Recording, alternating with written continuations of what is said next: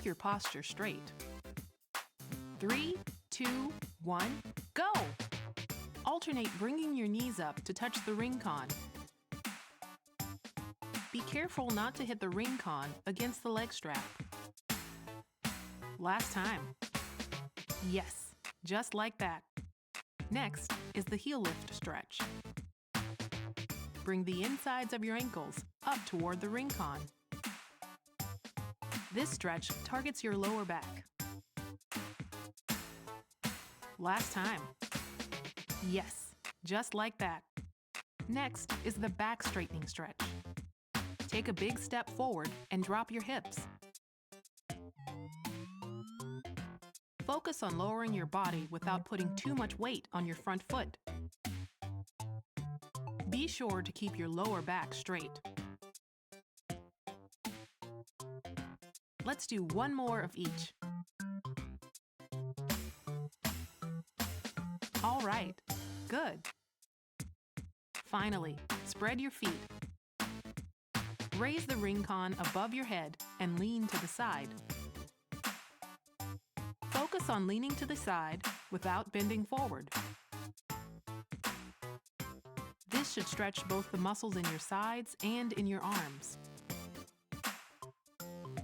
Let's do one more of each. Great job! Of the Double Dragon style walk and punch brawler. In arcades, TMNT radically upped the stakes for that genre by integrating gauntlet style 4-player simultaneous play into the machine and drenching it in crisp, colorful visuals that perfectly captured the look and tone of the popular TMNT afternoon cartoon. The Ninja Turtles arcade game didn't just look great, it played brilliantly too. Each of the turtles operated more or less the same, so you could pick your favorite character from the cartoon and not have to worry about failing to keep up with your companions. But they each attacked with their own trademark weapon, which meant that they differed in terms of speed, range, and power. The arcade game's creators wisely understood the force multiplier effect of multiplayer games. If Double Dragon was twice as enjoyable as a co-op experience than when played solo, it stood to reason that further doubling the number of players wading through the scrum at any given time could exponentially increase its amusement value. And they were correct. With its breezy, quarter-gobbling action, vibrant visuals, sampled audio, and chaotically raucous 4-player action, TMNT was a standout arcade release for 1989. One of the primary reasons to visit arcades, and a key contributor, along with Final Fight by Capcom, yes, those guys again, to the way multiplayer brawlers became basically the only thing you could find in arcades for the next 3 years until Street Fighter II, also by Capcom, turned everything into a one-on-one fighting game. This is not that arcade game. It feels like it should be, but the NES wouldn't get a port of the arcade TMNT for another year and a half. That makes some people very upset. Except that in reality, it's an anachronistic complaint. Teenage Mutant Ninja Turtles debuted for NES in June 1989. And digging around online, the arcade game doesn't seem to have arrived until October of that year. I'm sure it was in production and presented at various arcade expos, but a quick search suggests that the main amusement vending show for the year, AMOA Expo 1989, didn't take place until September, 3 months after the Turtles had crash-landed on NES. So there wouldn't have been a general awareness of the arcade game until quite some time after this cartridge made its debut. And that lines up with my recollections, too. Admittedly, I had never consumed any TMNT media at the point at which Ninja Turtles arrived on NES.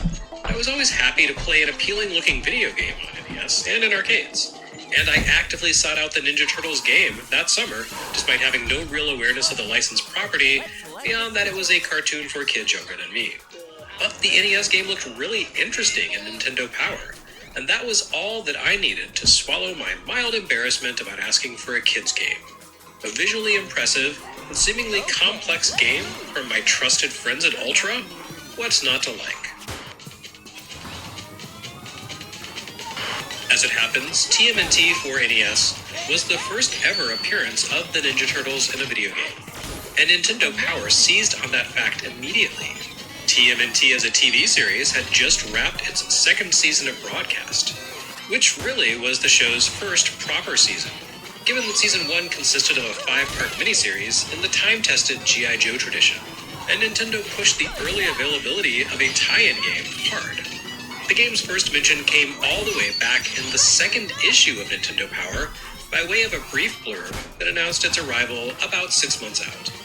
2 issues later, the magazine published its cover art by way of a teaser, which it followed up on the following issue through a 4-page preview that provided a quick overview of the action and complete maps of stages 1 and 2. The May-June 1989 issue went all in, giving the Turtles the cover story, a 10-page feature that broke out the game mechanics in greater depth. The cover story also took players to the midway point of the adventure, devoting most of its 10 pages to a breakdown of the third stage of 6, a testament to the surprisingly complex design of the game. TMNT would continue to enjoy a long relationship with the magazine, becoming a mainstay of the tips section due to its tricky combination of tremendous popularity and tremendous difficulty.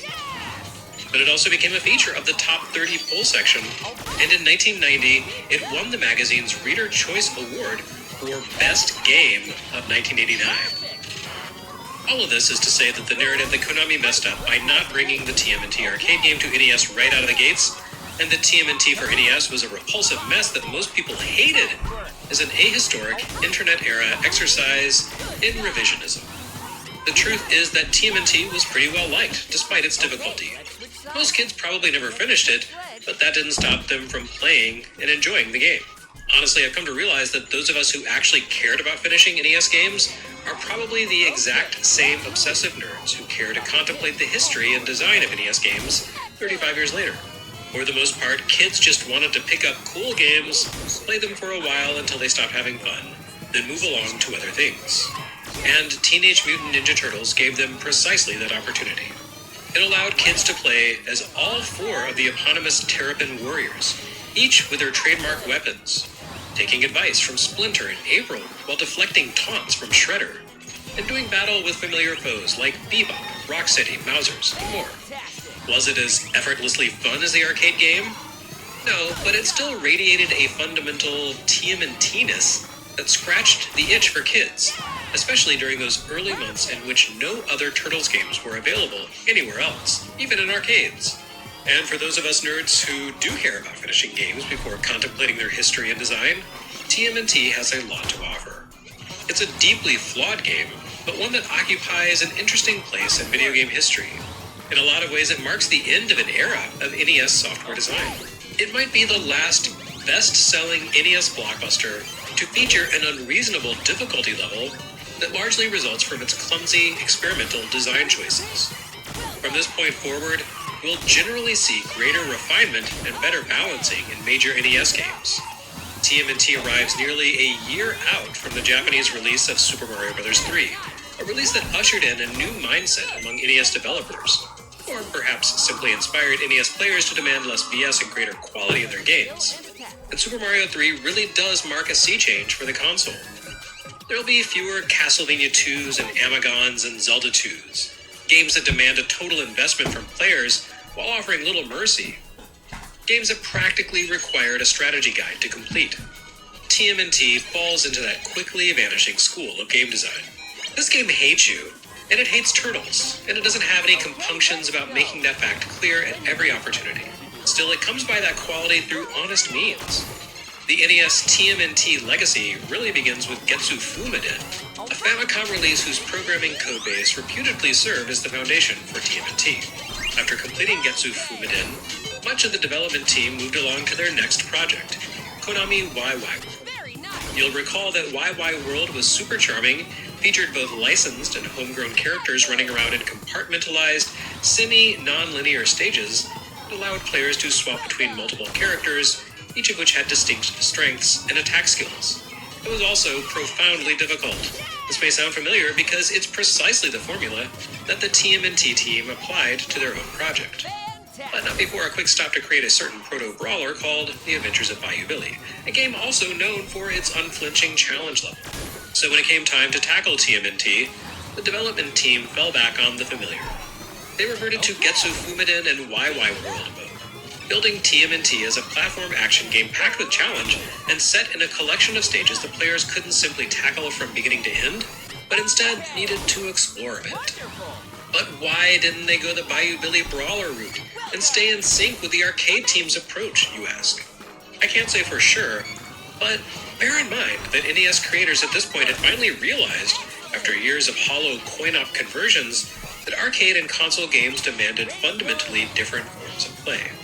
I wouldn't be surprised if Konami deliberately built the arcade and NES Turtles games to be conspicuously different takes on the same basic concepts. The two games share near identical plot structures, beginning with the abduction of the Turtles' Sensei Splinter and their comrade April O'Neil, and culminating in a fight through the Technodrome to face Shredder. But they both play very differently. Another consideration is that the TMNT property itself, as much as it owed to Japanese media, had zero visibility in Japan when Konami released this game for Famicom. You can see this represented in the way that this Famicom release is the one TMNT game to ship in Japan not under the title of Teenage Mutant Ninja Turtles, but rather as Gekikame Ninja Den. That means approximately Awesome Turtle Ninja Legend, but it also resonates, not coincidentally, with the title Getsu Fumiden. But don't take it from me, composer Hidenori Maezawa once told me that the team was at a complete loss when they were handed this overseas property. Why ninjas? Why turtles? Was his summary of the development team's reaction to the TMNT license. And understandably so. Hell, even in the US, early media coverage of the franchise, including Nintendo Powers, generally used gentle puzzlement over the title and premise of the franchise as a starting point for the conversation. Bad guys. We don't know why they're teenagers. If it looks foolish, and you have to admit, TMNT really is a hell of an unlikely hit. And I don't just mean in terms of the characters, who aren't that much weirder as cartoon heroes go than other 80s mainstays like the Smurfs or Q*bert or whatever.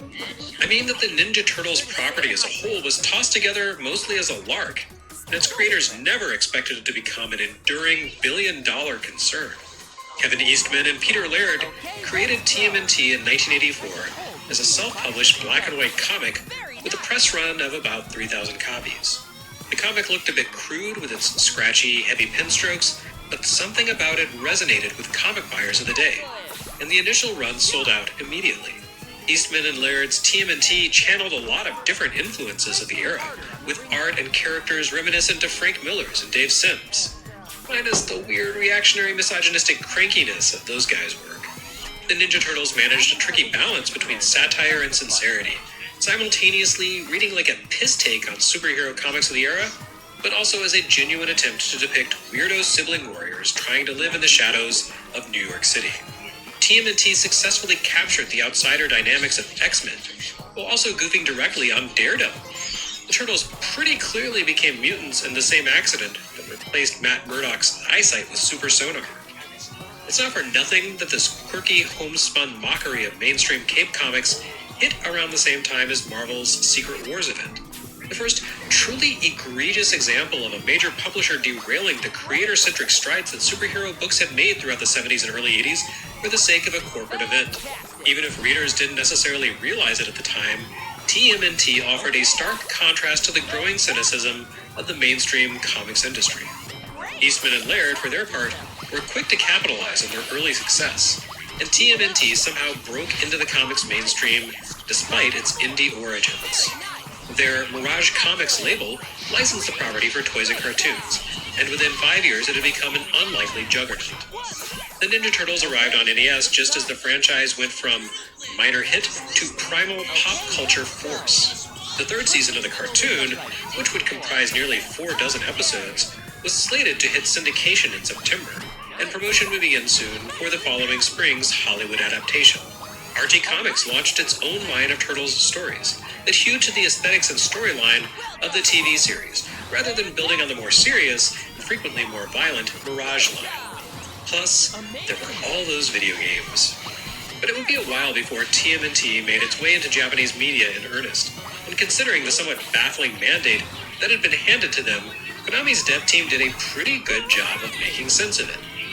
Which brings us at last to the game itself. I knew we'd get there eventually. TMNT for NES takes the form of a platform game with melee combat. Since we didn't actually see Getsu Fumiden or YY World over here, the closest analog in Konami's existing catalog would have been the Castlevania games. But honestly, TMNT doesn't really feel like Castlevania in any meaningful way. The action moves at about the same pace, and it places its focus on short-range melee combat with supplemental ranged attacks, but that's about where the similarities end. The turtles move more nimbly than a Belmont, especially in the air. Sometimes that's to their detriment. The gang's loose, high-flying jumps can be tough to control in tight situations. Several of the game's most notorious sticking points have to do with the turtles' jump physics, including a crucial gap inside of a warehouse where you'll hit your head and lose a bunch of progress if you try to clear it with a normal jump. And the later stages of the game involve a lot of tight passages where you need to leap very precisely over enemy projectiles. Thankfully, TMNT does feature a somewhat forgiving substitute for a traditional lives system. Rather than giving you one-ups and penalizing you whenever you die, Konami drew from YY World to treat each turtle as a life. That means you have 4 lives, 4 guys, 4 chances. And because each turtle has a separate stamina meter, TMNT gives you a little flexibility in how you manage risk and death than you'd find in your usual NES game. You can change out of your active hero at more or less any time by pulling up the menu screen and swapping characters. So if you find one turtle at the brink of death, you can avoid losing them by switching over to a healthy turtle and treating yourself to a full life bar. This does pose a practical concern though. Each turtle's health status carries forward from stage to stage rather than refilling every time you beat a level, and you can only restore your energy by finding pizza power-ups, and those only benefit the character who actively collects the icon.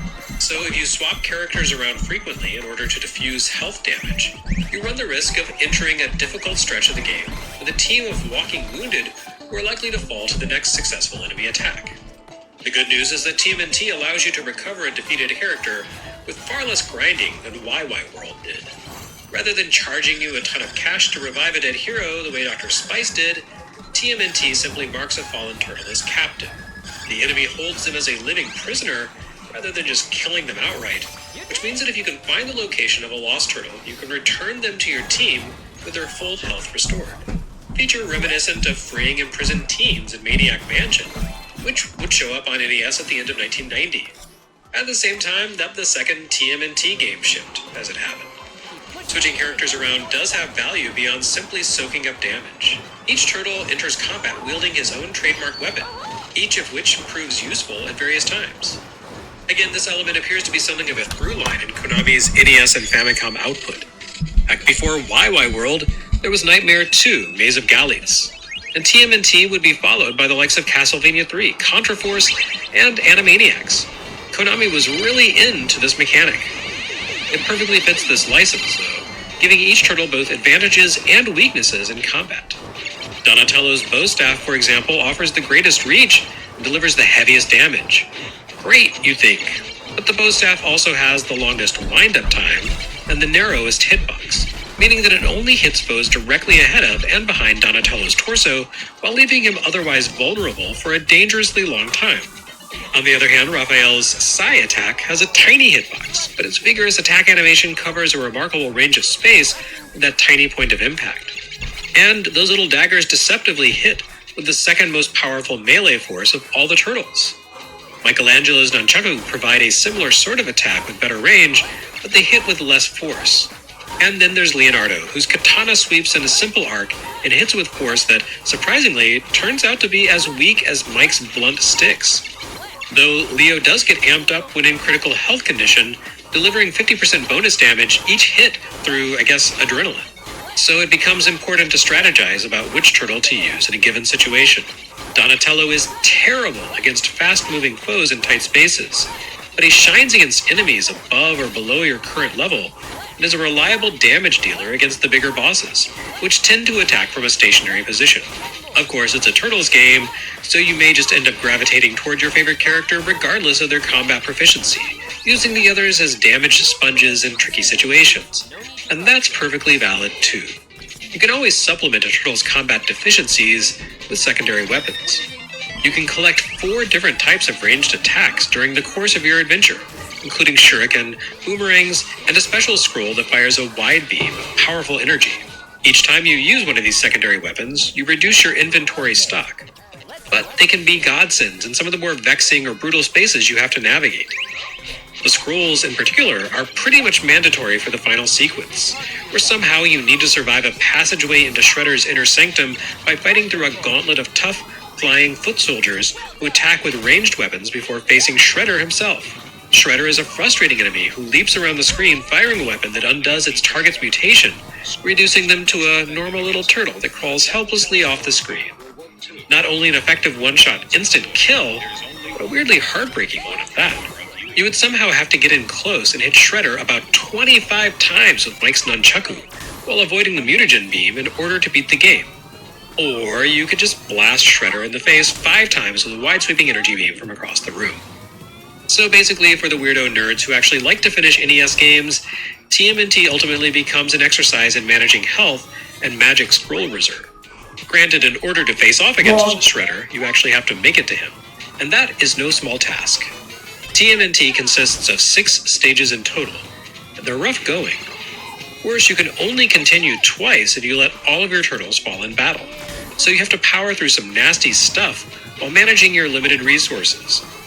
Or, more likely, exploiting the fact that pizza health pickups respawn every time you zone out of an area.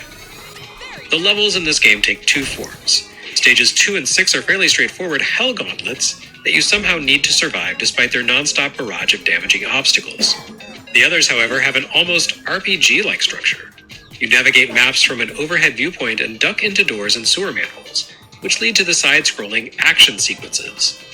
The side-scrolling spaces, which span interiors, sewers, rooftops, and caverns, sometimes exist as simple linkages between sections of the overhead maps, and sometimes contain mission objectives. After Stage 2, the turtles acquire their Party Wagon Van, which allows them to zip around the map while blasting enemies and barriers alike with missiles. The free-scrolling nature of the overhead maps gives the individual levels an almost Metroidvania-like feel. Almost. You need to explore and hunt for the path forward, but the only navigational power-up you need to acquire during the course of your adventure is a rope that allows you to walk between rooftops. The dead-end spaces throughout stages 1 and 3 through 5 work out to be pretty much just that, dead ends. They do sometimes grant the opportunity to grab power-ups and rescue lost turtles, but for the most part you really just want to determine the fastest route from start to finish in each stage and make a beeline for the boss in order to minimize the damage you soak up along the way. Of course, that's more easily said than done in Stage 5, one of the most vexing sequences on NES. The 5th level of Ninja Turtles sends you through a brutal gauntlet of caverns packed with enemies in a frustrating search for Shredder's Technodrome base. At first glance, the Technodrome assault doesn't seem all that different from any other TMNT level. If anything, it looks more forgiving than the bewildering sprawl of Stage 4's utterly enormous map. The unpleasant plot twist comes when you realize that the Technodrome appears randomly in one of several caverns, and you have no way of determining which one it's spawned in for this play session until you find it. So Stage 5 amounts to a lot of wandering into dead ends, losing tons of health and resources to the absolutely vicious army of foot warriors that populate the caverns, wearing you down before the eventual Technodrome fight and the relentless 6th and final stage. It's a witheringly difficult game, and, like Blaster Master, it can be deeply demoralizing when you spend a couple of hours fighting your way to the end only to run out of continues after taking a cheap shot from the final boss. But it had just enough turtle power to it that the kids of '89 were willing to power through, or at least to play until they saw their final game over. Besides the obvious franchise markers like the palpably distinct Quartet of Heroes, their allies Splinter and April, and of course Shredder and the Technodrome, TMNT features enough recognizable bits as seen on TV to feel authentic. Granted, familiar faces like Mauser robots and Foot Clan soldiers mingle freely with random enemies like dudes made of fire and bizarre combat armadillos. But you face bosses like Bebop and Rocksteady, a Mecha Turtle and a giant Mauser, while chomping pizza and blasting your way through the city in the Party Wagon. So despite the fact that the game owes more aesthetically to the Mirage comics, from the drab hunched designs of the foot soldiers to the single-colored masks the turtles wear and the box art, it still fired off more than enough endorphins to appeal to kids immersed in their Archie comics and Playmates figures and latchkey afternoon tunes. At the very least, it would do until the arcade game came along and captured the look of the cartoon more perfectly. And for those of us looking back on NES history, TMNT really feels like the end of an era. Besides being one of the very last high-profile NES games to take a no-prisoner approach to difficulty balancing, with its sometimes clumsy and obtuse mechanics, it's also perhaps the last truly big licensed NES game to take an experimental, gameplay-first approach to design. TMNT has more in common with early licensed titles like Rambo and the Goonies 2 than with, say, DuckTales or Gremlins 2. That is to say, despite undeniably having been crafted around the property's characters, TMNT for NES feels like a video game first and a licensed property second. It's challenging, evolutionary, and unapologetic in a way that connects it to Konami's earlier work. In fact, it was the blockbuster success of this game and the TMNT arcade game that initiated a massive transformation in game design philosophy at Konami. Castlevania creator Hitoshi Akamatsu has said, via Schmupplations of course, that the success of the Turtles games, beginning with this one, caused Konami to drop plans for further Castlevania sequels on NES. And you really can see a change in Konami's design philosophy in the wake of TMNT's success. They'd continue to create technically brilliant games with beautiful graphics and rock-solid gameplay. Their era of freewheeling invention comes to an end here, in favor of guaranteed crowd pleasers and eager attempts to find the next big licensed hit. Konami had totally lucked in designing the TMNT license before it truly took off, and they would try for years to strike indie breakout gold again, with the likes of Zen the Intergalactic Ninja, Bucky O'Hare, and the Cowboys of Moo Mesa. Yeah, anyway, TMNT for NES has a relatively bleak reputation with the likes of Zen the Intergalactic Ninja, Bucky O'Hare, and the Cowboys of Moo Mesa. Yeah, anyway, TMNT for NES has a relatively bleak reputation among NES fans these days for its rough design and for not being the arcade game. But the real reason to resent its existence is for the way that it changed Konami. But why take the negative view? Let's celebrate it for what it is. One of the last truly out there licensed 8-bit games to emerge from the fertile Famicom development scene of the late 1980s. A weird and ungainly interpretation of a bewildering license by a small team of creative and ambitious designers who adapted the property without any particular corporate oversight or the need to adhere to a style guide, or a mandate to color within the lines for a guaranteed million seller.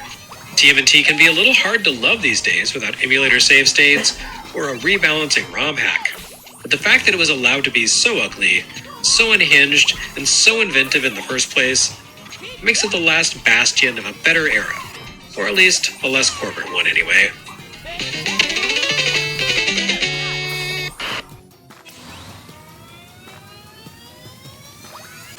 Okay! Amazing! Fine work! Nicely done! Nice! Excellent! Excellent! Nice! Very nice! Sharp! Okay! Good job! Increase your pace! Great! Keep it up! Fine work! 5 more! Good! Good! All right! 3! Okay! Yes! Yes! One left! Right on! Excellent! And guard!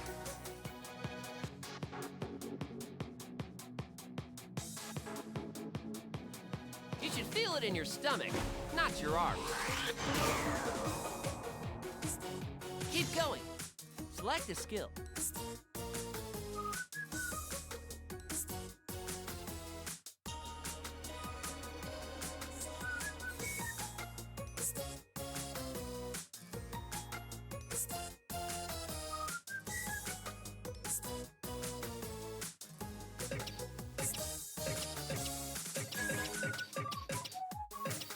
Overhead bend. Okay, let's move. Stretch both arms above your head. Well done. Perfect. Okay. That was amazing.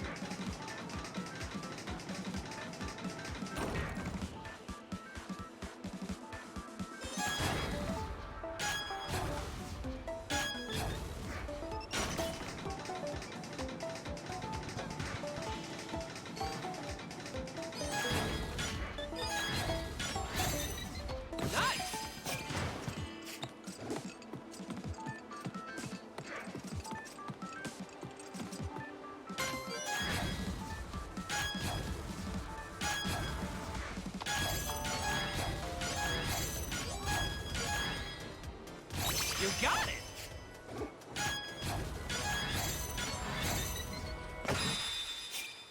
Now turn your exercise into experience points with a victory pose. Charge your squat power, but don't overextend yourself. Release toward victory!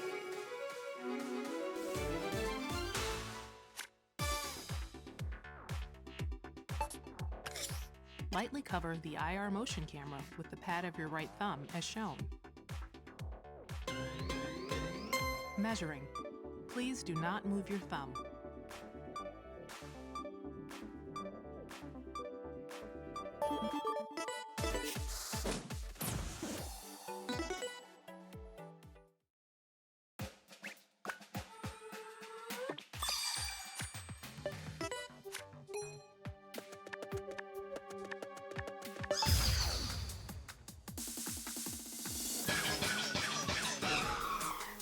Select the skill. Russian twist.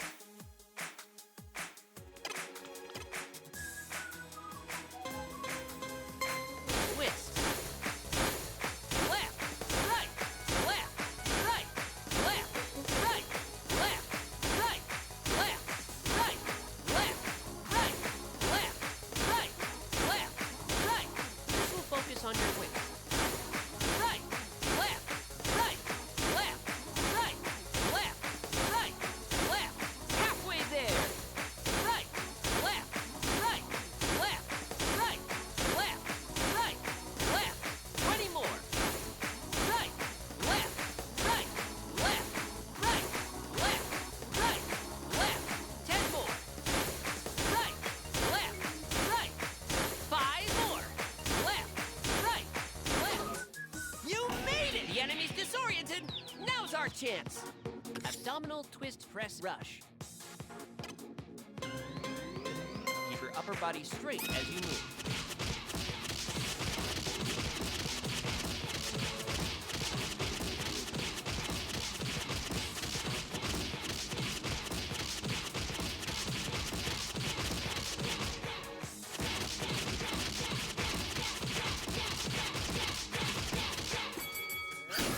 Excellent! Ab guard!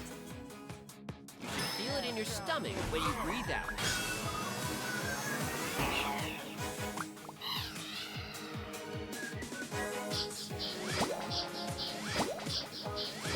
Select a skill and attack.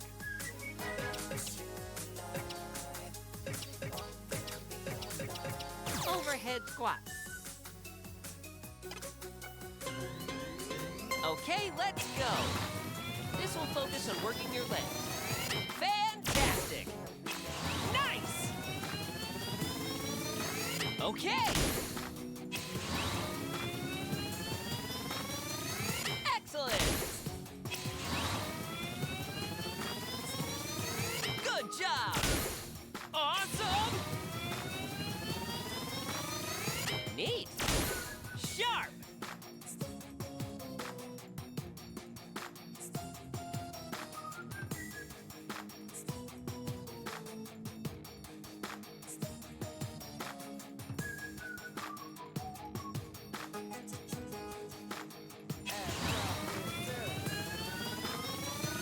All right! Nicely done! Well done!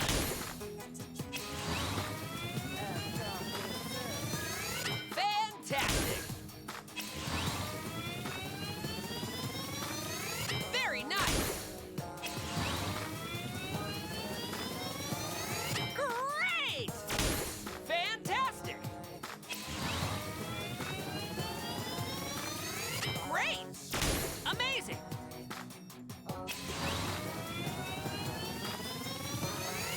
Okay! And return.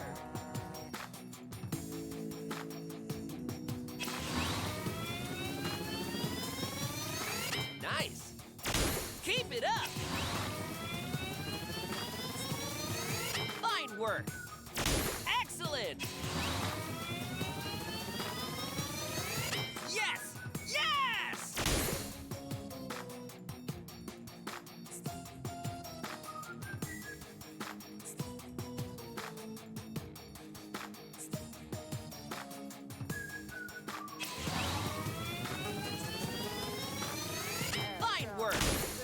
Amazing! Well done!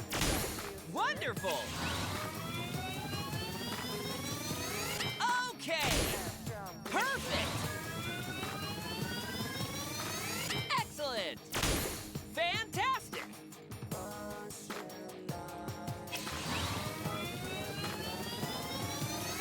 Nice! And return.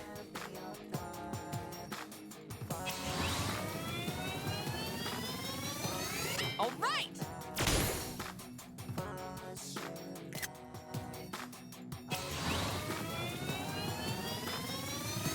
Very nice! Great, let's pick up the pace.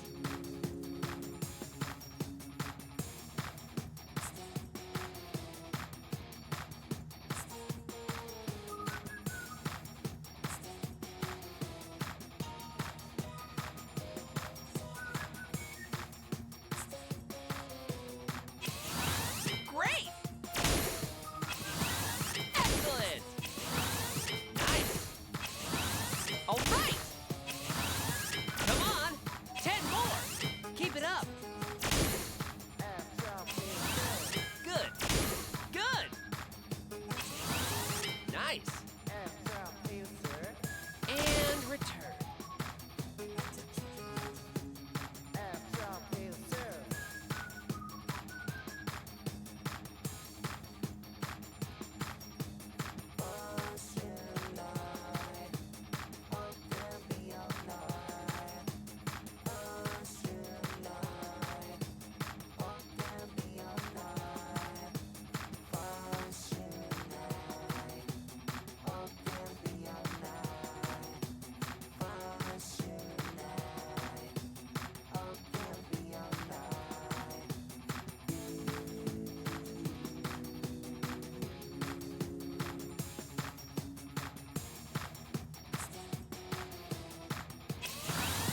Very nice! Well done! 5 more! Neat!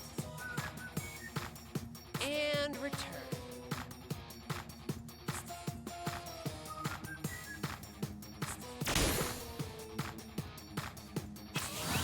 Good job! 3? Yes! Yes! You got it! 1 left! Right on! Perfect! Keep squeezing.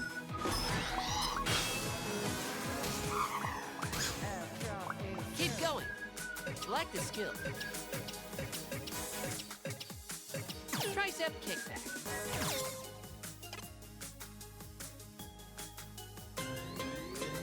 Okay, let's move. Good for working those upper arms. Okay! Nicely done! Neat! Perfect!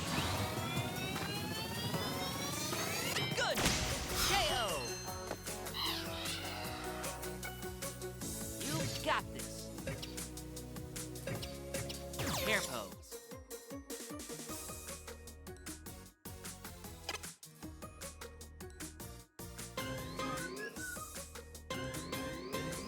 Bend slowly. You made it! Awesome!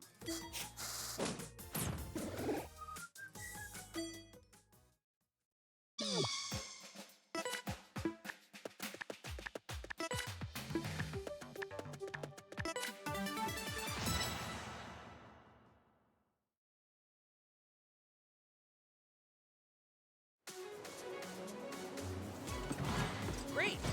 Let's go!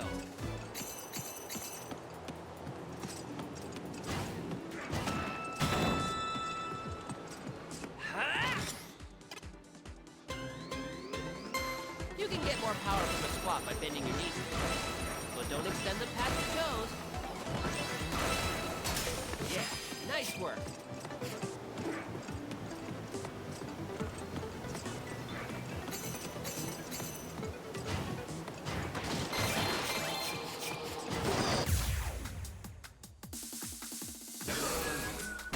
Okay, let's select a skill.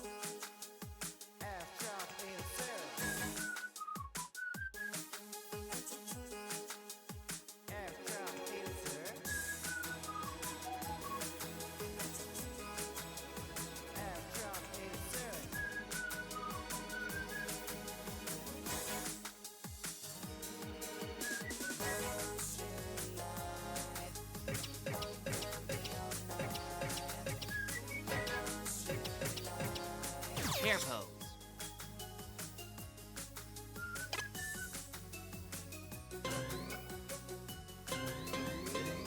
Bend slowly. Be careful not to overextend yourself.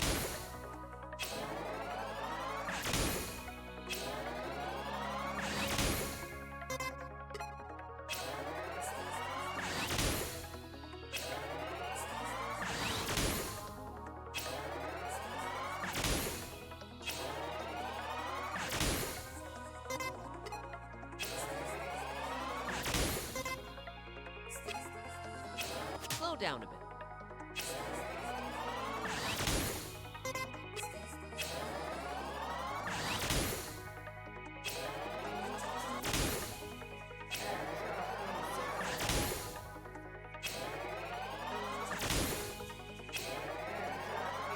Perfect!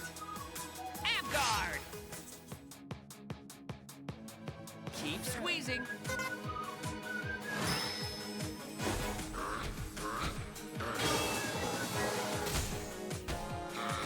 Select the skill.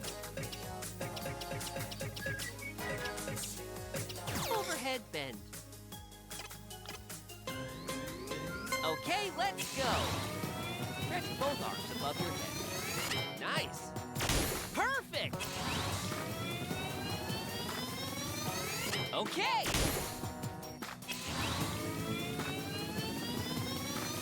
Good job. Awesome. Great. Amazing. Excellent. Keep it up. All right. Fantastic. Great.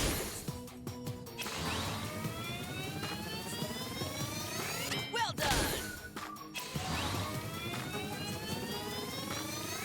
Fantastic.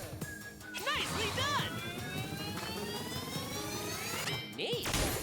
Sharp. Very nice. Wonderful. Yes! Yes! Amazing. Fine work. Excellent. Very nice.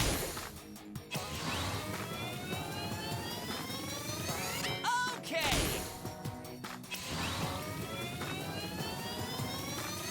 Great. Nice. Very nice. Fine work. Good job. Amazing. Yes. Yes. Nice. Amazing. Excellent. Great. Let's pick up the pace.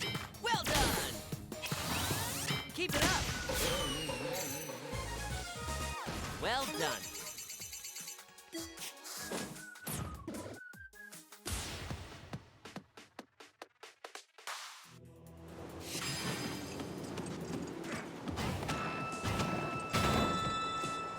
Huh?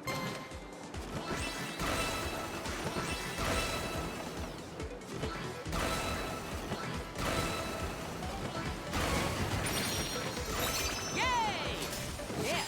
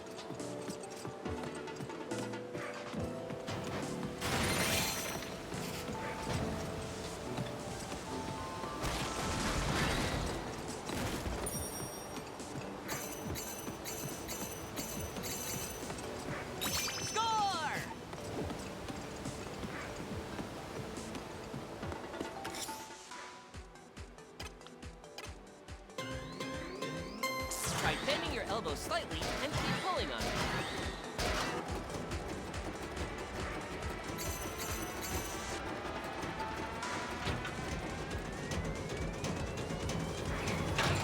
Yes, good.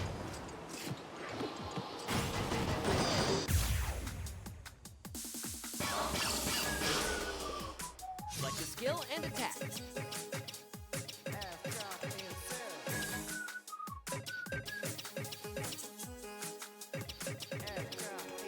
Russian twist.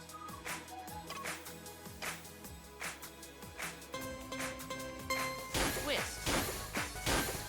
Left, right, left, right, left, right, left, right, left, right, left, right, left, right, left, right. Twisting with your legs off the floor works your abs. Left, right, left, right, left, right, left. Halfway there. Right, left, right, left, right, left, right, left, right, left, right. 20 more. Left, right, left, right, left, right, left, right, left, right, left. 10 more. Right, left, right. 5 more. Left, right, left. You made it! Stand up. No need to rush, though.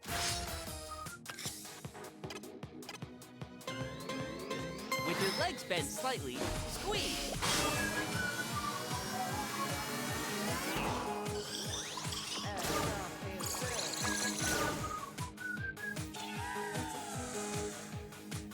Okay, let's select the skill.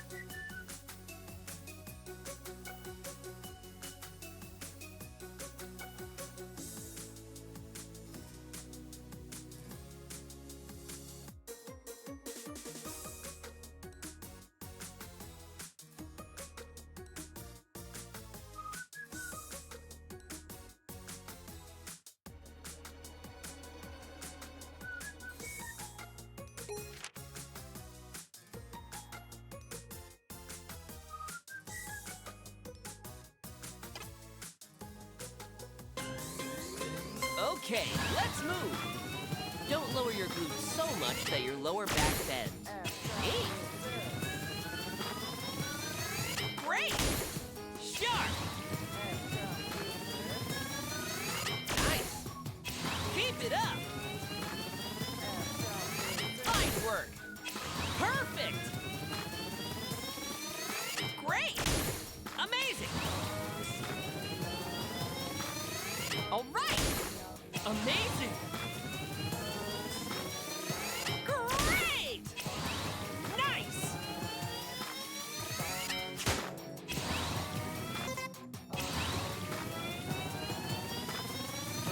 Good job! Wonderful! Okay, 20 more.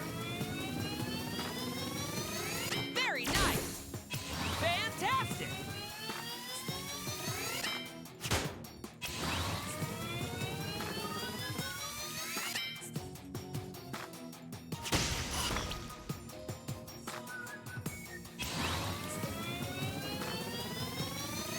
Okay! Awesome!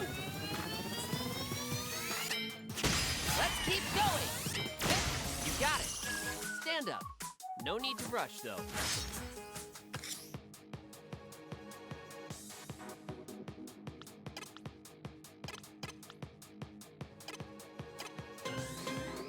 You should feel it in your stomach, not your arms. You got this. Overhead bend.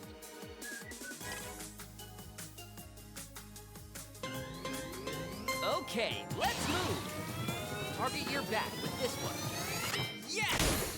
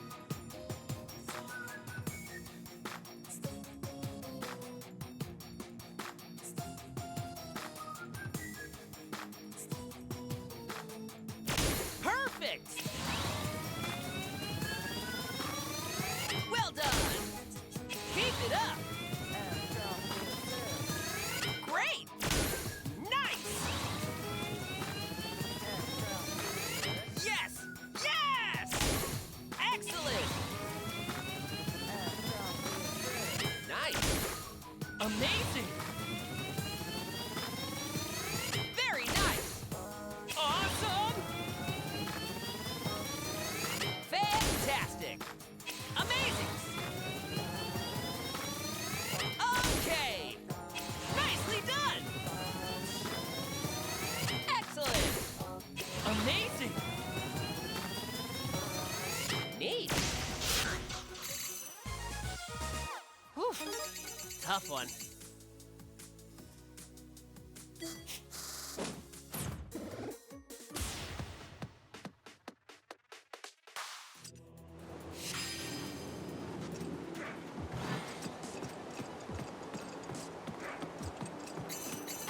When you want to vacuum something up, just pull on me from both sides.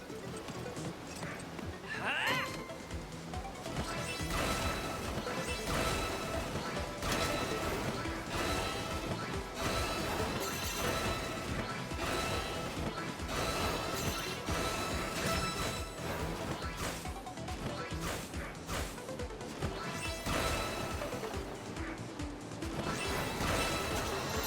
Yay!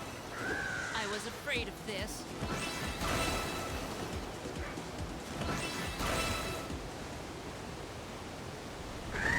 Quick! Let's hurry out of here!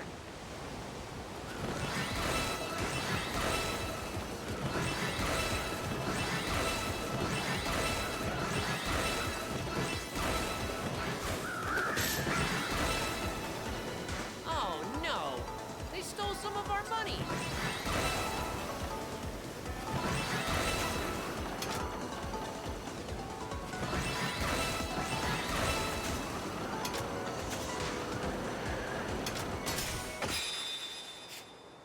Drop your hips. Victory!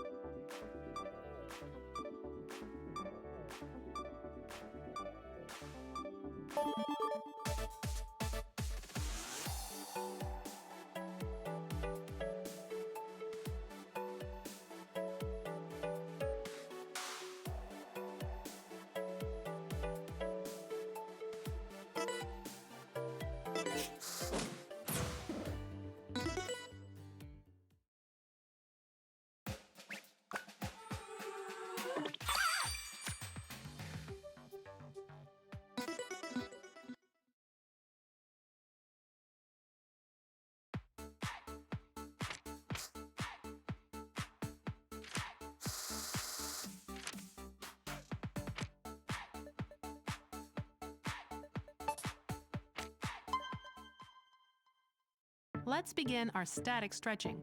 You won't need the ring con. Be mindful of your body and stretch within the range of your ability. Join your hands together in front of you. Position your glutes as if you're going to sit down, then stretch your hands forward.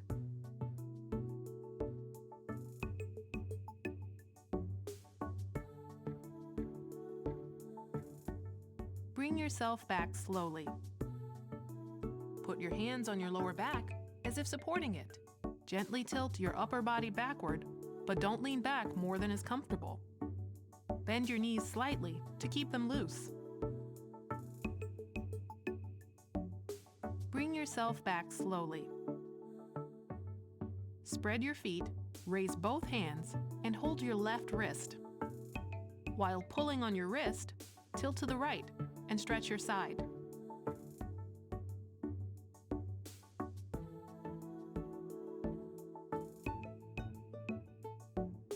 Return to your original position, switch hands, and bend the other way. Don't hold your breath.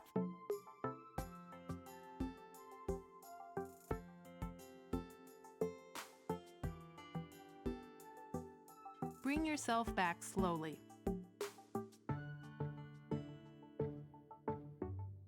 Stretch your left arm to the side and hold it with your right arm. Pull in your arm and stretch the muscles of your left shoulder.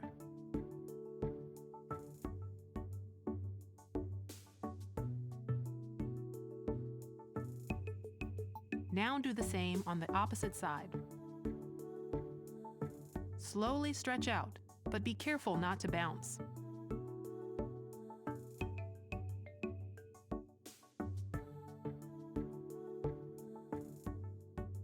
Bring yourself back slowly. Put your right leg forward and put your hands on your hips. Bend your right knee and stretch out your left calf.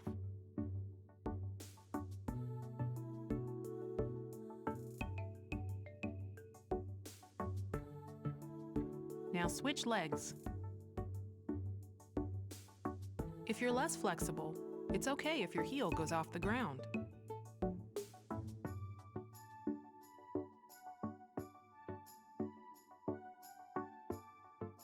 Bring yourself back slowly. And your stretching is complete. Good job.